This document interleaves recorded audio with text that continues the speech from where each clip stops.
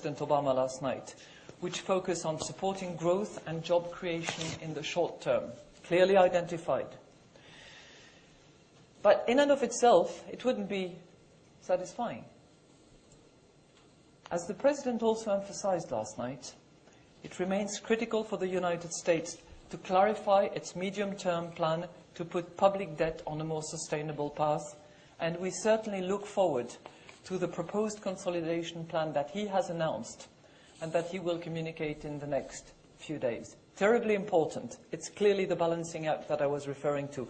Identify the medium-term, credible, implementable strategy to return to healthy public finance, sustainable public finance, while in the short term accommodating space for growth.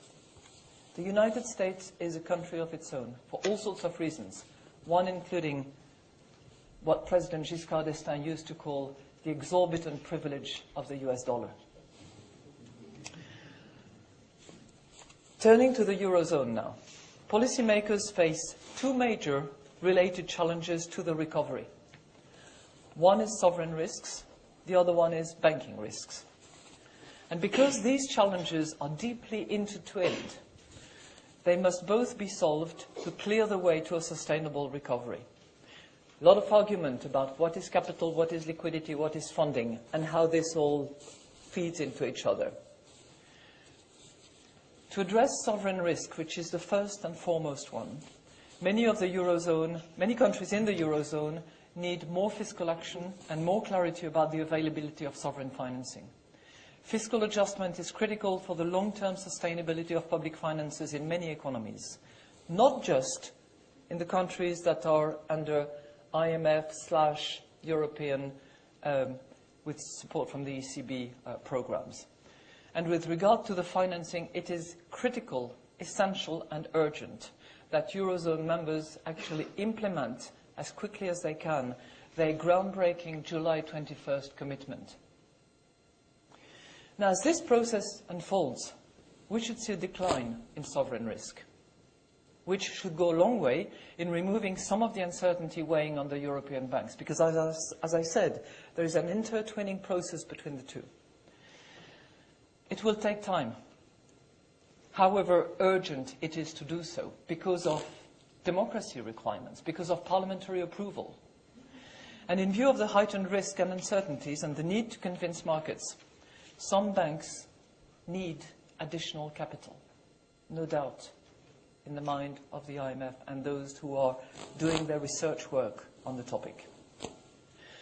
We must not underestimate the risks of a further spread of economic weakness or even a debilitating liquidity crisis. That is why action is needed urgently so that banks can return to the business of actually financing economic activity. Now let me turn now to the United Kingdom.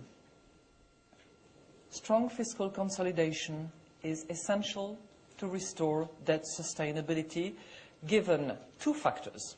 One, the UK very high structural budget deficit.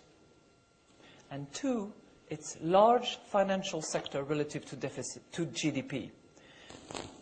500% of GDP in the UK compared with about 80% of GDP in the US, just to give you an example of how deep it is, which, as we know, can pose clearly contingent liabilities for the government sector.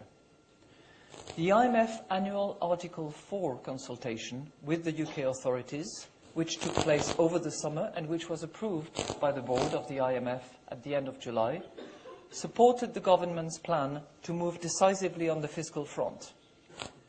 But we also cautioned that there are downside risks and that policymakers should be nimble.